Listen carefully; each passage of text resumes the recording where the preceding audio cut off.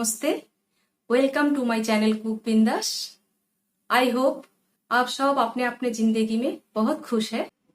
आज मैं जो रेसिपी लेके आई हूँ वो एक फन टाइम रेसिपी है।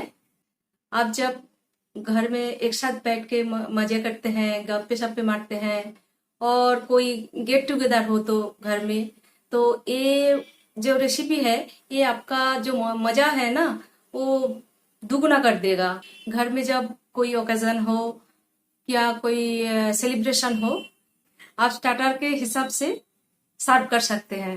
आपके दोस्तों को बहुत मजा आ जाएगा। आज मैं बनाने वाली हूँ हनी एंड पेपर चिकन।